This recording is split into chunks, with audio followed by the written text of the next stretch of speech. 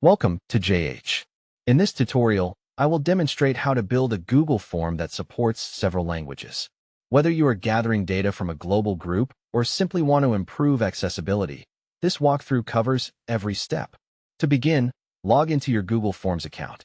Visit the official site, enter your email, hit Next, and provide your password to access the dashboard.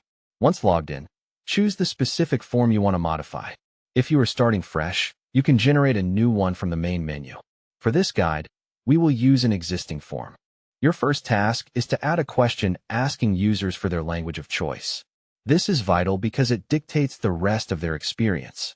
Simply ask something like, which language do you want to use for this form? After setting up the question, input the language options you intend to offer, such as English, Spanish, or French. Next, locate the three dots in the bottom corner of that question block. Click them and select the Go to section based on answer feature. This powerful tool routes users to specific parts of the form depending on their selection. Now, use the drop-down menus next to each language to assign them to their respective sections. For instance, if a user picks Spanish, ensure they are sent to the section containing Spanish questions. Repeat this for every language provided to ensure every respondent reaches the correct page.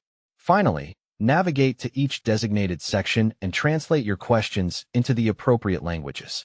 Pay close attention to detail to ensure your translations are clear and contextually accurate. That is all there is to it. By following these instructions, you can produce a multilingual Google form that is both inclusive and easy to navigate for everyone. Just remember to stay organized and test every path to ensure a smooth experience for your participants.